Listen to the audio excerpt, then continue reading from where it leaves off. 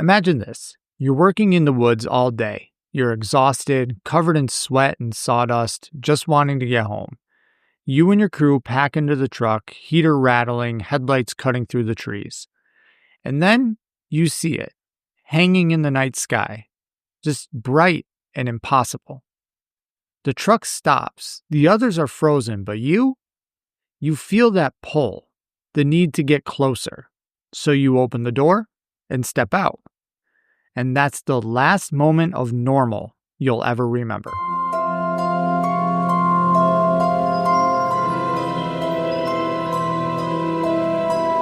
Welcome back to Paranormal Directive 13, your weekly paranormal podcast with me, Matt, where every week we dive into the stories that make the world feel just a little bit off.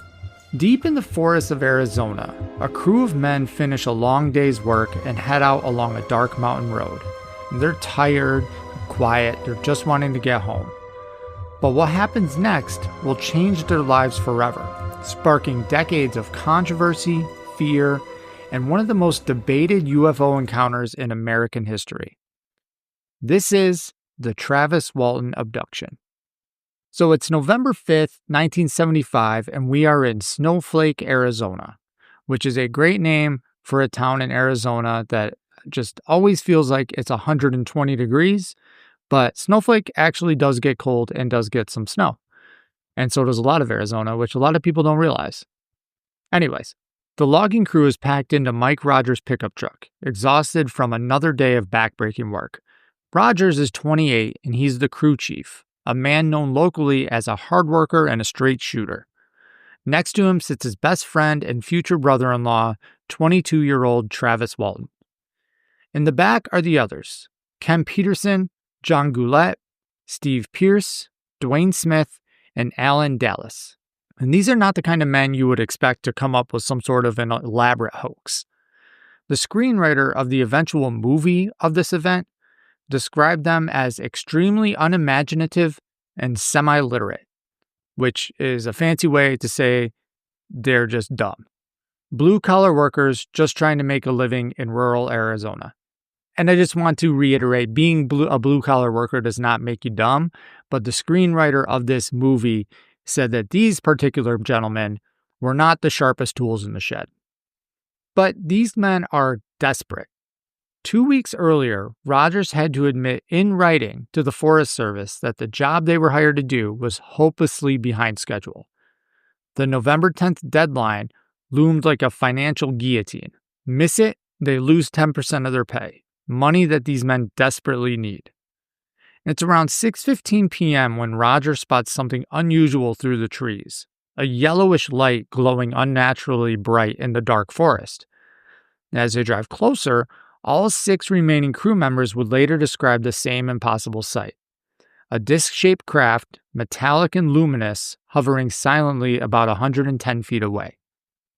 It's roughly 15 to 20 feet in diameter, and it's making sounds like a low rumbling mixed with high-pitched beeping tones. And Rogers feels these intense vibrations through the truck's steering wheel and the door frame. The other men are terrified, and they're shouting at Rogers to drive away to get them out of there immediately. But Travis has a different reaction. True to his impulsive nature, he jumps out of the truck. The 5 remaining men in the truck watch in horror as their friend approaches the silent, hovering craft, and then, without warning, everything changes. Ken Peterson would later describe what happened next. He said it was blinding. The beam hit him, and it seemed to lift him up off the ground a foot or so, and then he fell backwards about 10 feet. A brilliant blue-green beam of light shoots down from the craft, striking Travis directly. The impact throws his body backward onto the rocky ground. He appears unconscious or possibly dead. And pure panic takes over. Mike Rogers slams the truck into gear and floors it, speeding away from the scene with the terrified crew. They believe they've just witnessed their friend's death by some incomprehensible force. And I wonder if he would take a note from the Dyatlov incident and describe it as an unknown compelling force like they did. Now, after driving about a quarter mile, guilt overcomes fear. They stop, argue, and make the agonizing decision to go back. And when they return, maybe like just 5 to 15 minutes later, Both Travis Walton and the UFO are gone. And the forest floor shows no signs of struggle. There's no blood, there's no footprints leading away. The pine needles lie undisturbed, as if nothing had ever happened there at all. And by 7:30 p.m., the terrified crew has reached the town of Heber. Deputy Sheriff Chuck Ellison later recalled that the men were genuinely distraught. He said they were visibly upset, with a couple of them even having tears in their eyes. Their emotional state was so convincing that Ellison immediately dismissed his first thought that it was some kind of prank. But as Sheriff Marlon Gillespie would soon discover, the crew's fantastic story raised as many questions as it answered. The search begins that very night and quickly escalates into one of the most extensive manhunts in the region's history. Nearly 50 volunteers comb the forest. A helicopter even joins the effort. Local and national media descend on the small towns of Snowflake and Heber. But they find nothing. No body, no clues, no sign of an altercation. It's as if Travis Walton simply evaporated. And as the days pass, Sheriff Gillespie's investigation takes a disturbing turn. Instead of a missing person case, he's now looking at a potential homicide with the UFO story as an elaborate cover-up. And the first red flag comes when Deputy Copeland visits Travis's mother, Mary Walton Kellett, to inform her of her son's disappearance. And her reaction shocks him. Instead of panic or grief, she just calmly responds, "Well, that's the way these things happen." The general lack of surprise, as the police report describes it, is deeply unsettling to law enforcement. What kind of mother reacts to her son's disappearance with such just composure and essentially indifference? The investigation soon uncovers more troubling details. The Walton family, it turns out, are not casual observers of UFO phenomena. They're described by the sheriff as longtime students of UFOs. And Travis's older brother Dwayne confirms this in a recorded interview, revealing that he and Travis were lifelong UFO buffs who had even made a pact that if one of them were ever abducted, they would try to convince the aliens to come and take the other one as well. And even more alarming is Dwayne's behavior during the search. He repeatedly tells an interviewer he's not even missing. He knows where he's at, and I know where he's at. While Dwayne later claims that this reflected his belief that Travis was safely aboard an alien craft, law enforcement interpreted it as evidence of complicity. And then there's the timing. Just 2 weeks before Travis's disappearance, NBC had broadcast the UFO incident, a widely watched TV movie dramatizing the alleged 1961 abduction of Betty and Barney Hill, which we also covered back in episode 5. So if you haven't heard the Betty and Barney Hill story, go back and listen to episode 5 so you can hear that one.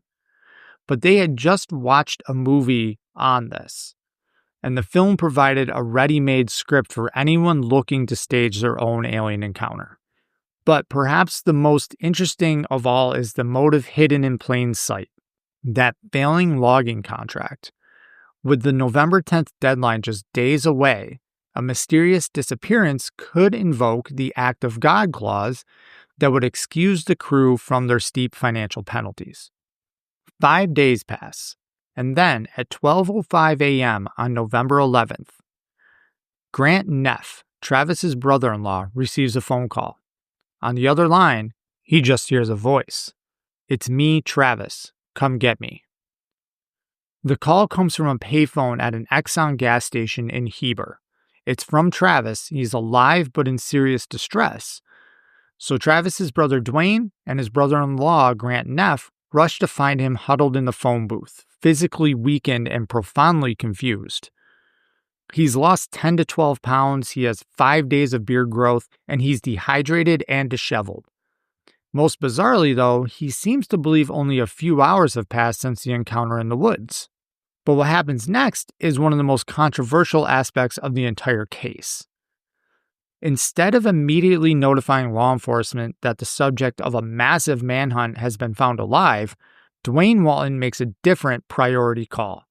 He contacts Wildam Spalding of the civilian UFO group Ground Saucer Watch, reportedly to discuss securing Travis's first voided specimen for scientific analysis.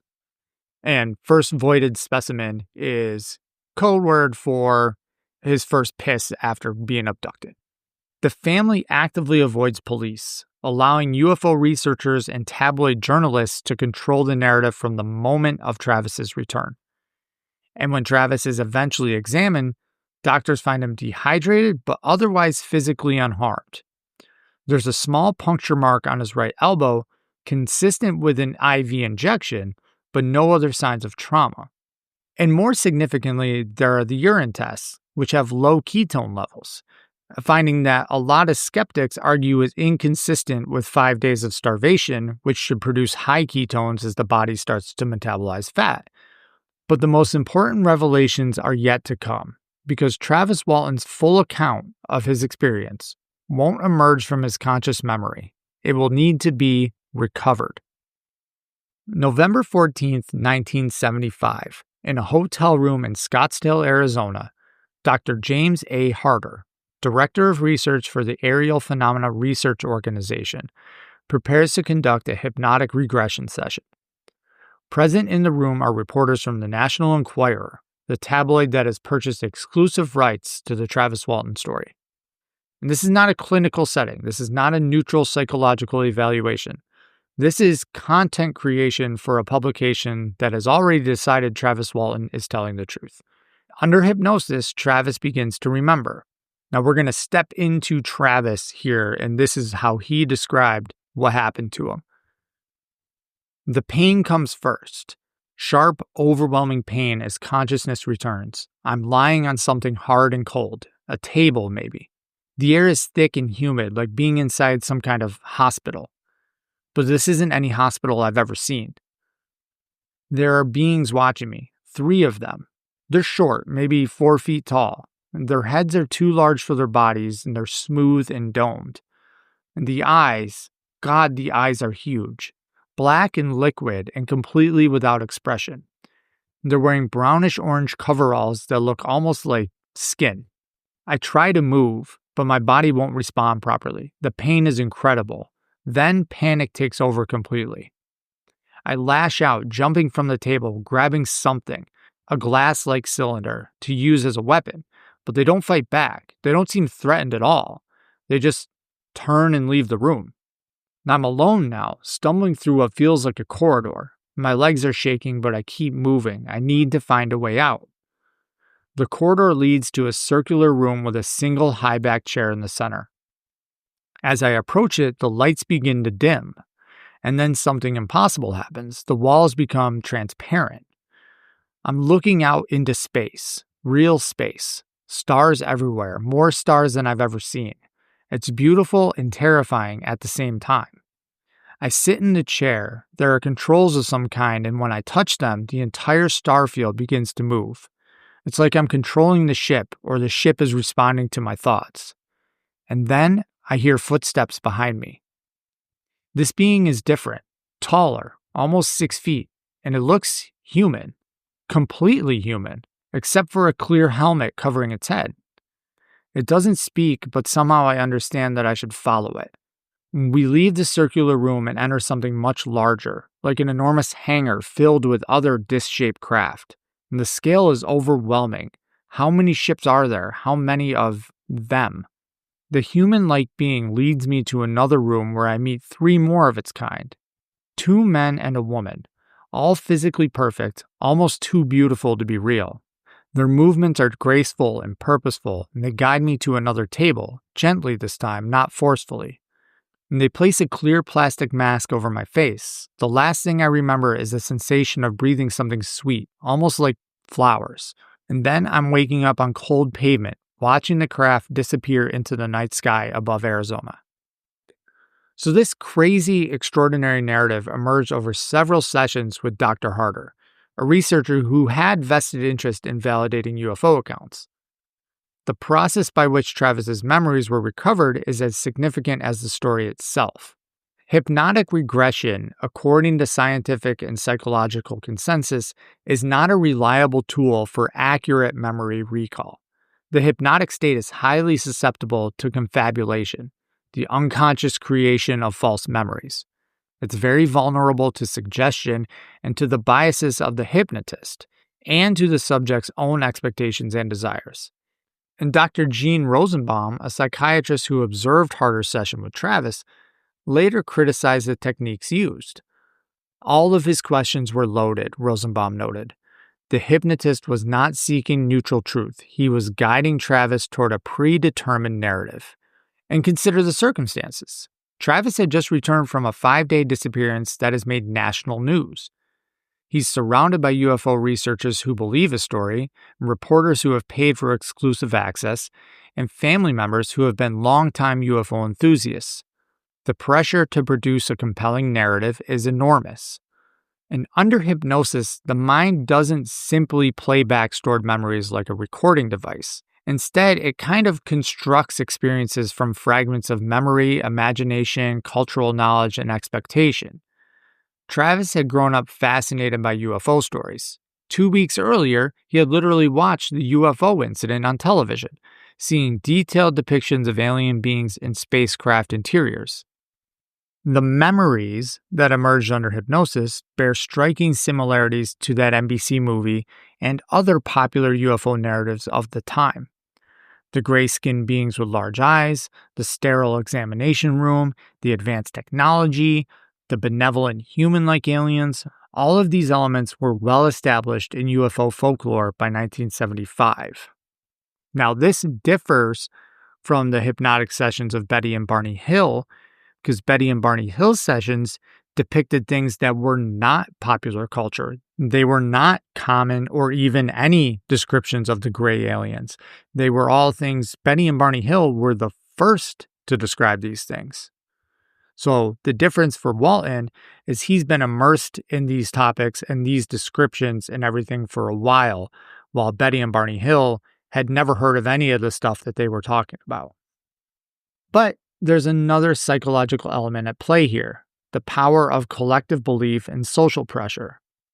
November 11th, 1975, the same day Travis returns, his 6 crewmates submit to polygraph examinations administered by Cy Gilson, an examiner for the Arizona Department of Public Safety. And this test has one specific purpose, to determine if these men murdered Travis Walton and invented the UFO story as a cover-up. And the results seem to vindicate them. 5 of the 6 men, Mike Rogers, Ken Peterson, John Goulet, Steve Pierce, and Dwayne Smith, pass the examination. Alan Dallas's results are inconclusive due to his agitation. Examiner Gilson concludes that these 5 men did see some object they believe to be a UFO, and that Travis Walton was not injured or murdered by any of these men. Based on these findings, Sheriff Gillespie publicly announces that he now accepts the crew's story. Case closed? Not quite. 3 days later, Travis Walton fails to show up for his own scheduled polygraph interview with the police. The next day, November 15th, he takes a different test, one arranged not by law enforcement, but by UFO researchers and the National Enquirer. The examiner is Jack McCarthy, one of Arizona's most respected polygraph experts, and the results are devastating. McCarthy concludes that the case involves gross deception. He reports that Walton is using countermeasures, deliberately altering his breathing and other physiological responses in an attempt to, quote-unquote, beat the machine. But here's the crucial detail. This failed test is never made public. It's actively suppressed by the very organizations that commissioned it. Only years later, through the investigative work of skeptic Philip Klass, does the existence of McCarthy's damning assessment come to light. Instead, the National Enquirer promotes the other, less rigorous tests as having been passed and promptly awards the crew a $5,000 prize for the best UFO case of the year. And the pattern is clear. When the polygraph results support the UFO narrative, they're loudly promoted as proof. And when they contradict it, they're buried and forgotten. And this selective presentation of evidence undermines the credibility of those who claim the polygraphs validate the story. And over the decades that follow, Travis takes more polygraph tests. Some he passes, some he fails. In 2008, on the Fox game show The Moment of Truth, he dramatically fails when asked directly, "Were you abducted by a UFO on November 5th, 1975? And the machine indicates that he's lying. Now, we have to take all of this with a grain of salt when it comes to the polygraphs because, as we've learned, this was the 1970s and polygraphs were used very widely in the 1970s. But as we've learned over the years, they're not super accurate one way or the other. They're very easily manipulated by a lot of factors that can give false positives or false negatives on the test. So I think that the one test that the 6 crewmates took, where they all passed it, is probably a little more accurate than all of the individual ones that Travis took. Because when you have 6 people repeating the same results, and then you have one guy who's up and down, sometimes he passes, sometimes he doesn't, it could be any number of factors influencing those results. That being said, I don't know if I think that a lie detector test is the true way to determine if someone is telling the truth or not about a UFO abduction. Now, on March 19th, 2021, 46 years after the incident, Mike Rogers posts a message on his Facebook page that sends shockwaves through the UFO community. He writes, "I, Michael H. Rogers, do hereby give notice that I am no longer to be considered a witness to Travis C. Walton's supposed abduction." But the real bombshell comes 6 weeks later, in a legally recorded phone conversation with a film producer on April 30th, 2021. Mike Rogers, the crew chief, the primary witness, the man whose testimony has anchored this case for nearly half a century, finally tells the truth. "We were talking in the woods one day. We were talking about creating a UFO hoax, okay? I remember when I was driving the truck and he jumped out. It was all deliberate. It was all a staged thing, okay?" Now, you would think this is a direct confession. The central witness to one of America's most famous UFO cases admits it was all a staged thing. But then Rogers later goes on to retract this confession after reconciling with Walton. He claims he was manipulated by a dishonest investigator. But the recorded admission stands as perhaps the most significant piece of evidence in the entire case. Now, this also kind of sounds like the Patterson-Gimlin film, which we still have to do an episode on, but the classic Bigfoot film that we've all seen. There's another man named Bob Hieronymus who claims that he was in a suit hoaxing that whole thing. Now, does someone saying that this was a hoax who's not the person who is taking credit for everything? Travis is the one taking credit for this abduction. Travis is the one getting fame and things like that from it. Does Mike Rogers saying it was a hoax and then doubling back and saying, no, it wasn't a hoax, mean that what Travis went through wasn't real, or was Mike just jealous? Was Mike Rogers upset that he wasn't getting any of the fame and notoriety that Travis was getting? Was Bob Hieronymus jealous that he wasn't getting the fame and notoriety that Roger Patterson or Bob Gimlin were getting for the Patterson-Gimlin film? Who really knows? Now, recent analysis by skeptic Robert Schaefer has proposed a plausible mechanism for the hoax, which is the Gentry Fire Lookout Tower. It's a 70-foot structure equipped with a generator and a powerful spotlight located on an alternative route the crew could have taken home. And this theory suggests an accomplice in the tower could have created the UFO by shining the spotlight down on Travis, providing the beam of light effect witnessed by the crew. Mike Rogers could have then driven the panic crew away and upon their return deliberately taken them to a different, empty location to complete the illusion. And it provides a simple terrestrial explanation for the core of the witnesses' shared experience. One that requires no extraterrestrial visitors, no advanced technology, just careful planning and theatrical timing.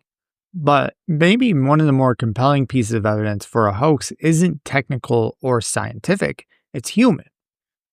Steve Pierce, one of the crew members, voiced suspicions as early as 1978.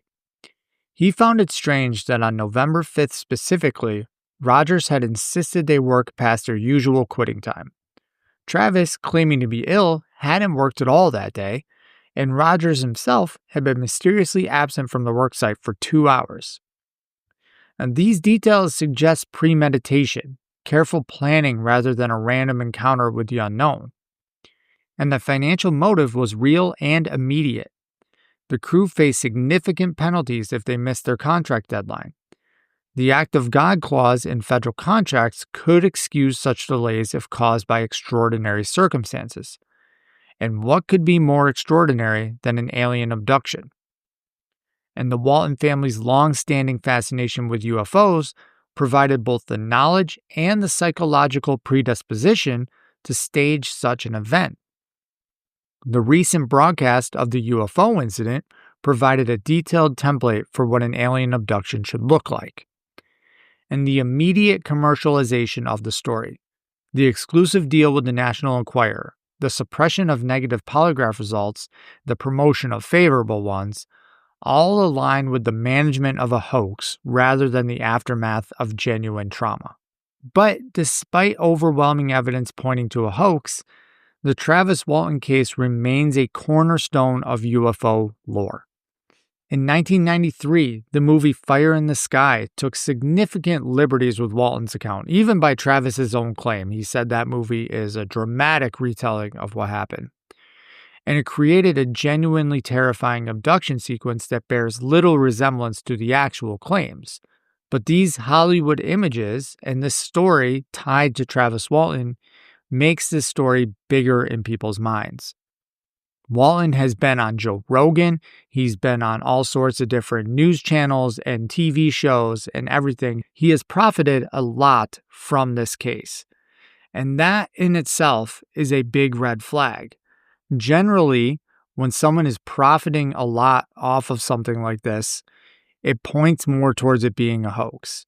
Now, that being said, if I got abducted tomorrow, you bet your ass as soon as I'm back, I am going to go on Joe Rogan. I am going to write a book. I am going to cash in on that as best I can. Why wouldn't you?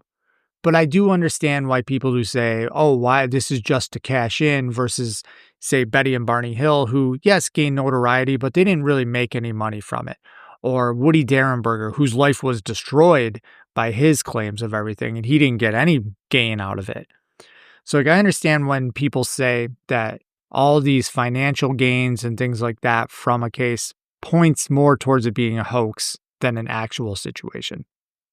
The Travis Walton case today remains officially unsolved, and the participants maintain their positions to this day. But the evidence does kind of speak for itself.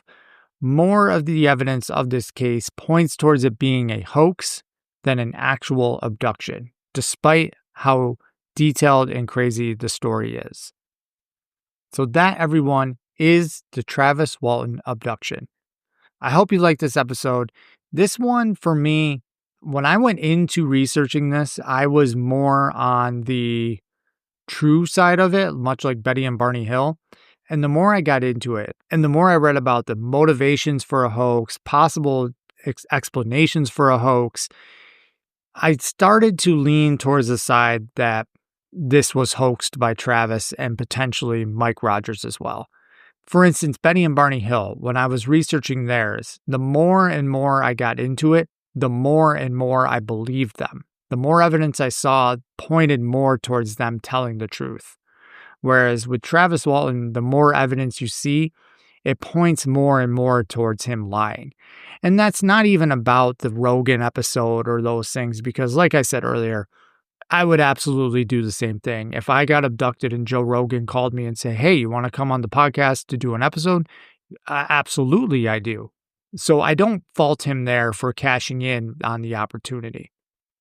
But all of the other things, the recanted statements, the polygraph issues, the very plausible explanations for how they could have hoaxed what they did, it all makes you lean towards this was a hoax rather than a true story, which kind of sucks because this is one of the big ones and this is one that a lot of people look at and it just doesn't do it for me. Once you get all the details and once you dive into it, you get further and further and further away from thinking it's actually true. But if you guys like the episode, please, please, please go on your podcast app of choice and leave us a review and leave a rating. The reviews and ratings are starting to tick in, and it's definitely causing a boost in downloads, and that is awesome, and that's what we're looking for. So the more you guys can do that, the more it helps grow the show. So please go and leave a rating and a review. Also, check out the Patreon, patreon.com/paranormaldirective13. We have minisodes on there. We have some other posts on there. We have pictures of everything. There will be a bunch of pictures of the Travis Walton stuff up there right now as well at the airing of this episode. So check those out. And then, of course, the social medias, YouTube, Instagram. We like to post on Instagram, YouTube, Instagram, and TikTok, all at Paranormal Directive 13. There's daily posts on there. We do some stuff like these where we do little segments of the shows, and then there's also a whole bunch of random other stuff, all paranormal related for the most part. Sometimes there's some stuff that's not paranormal, but mostly it's all paranormal stuff. So check those out. And then send an email, paranormaldirective13@gmail.com, with any questions, any comments, any topics you want me to cover, or just comment them on the social medias or anything like that too, and I'll see them there as well. So thank you guys so much for tuning in this week, and we will be back next week with another paranormal case to unravel. And remember, keep investigating the unknown, because not every ride home drops you off where you started.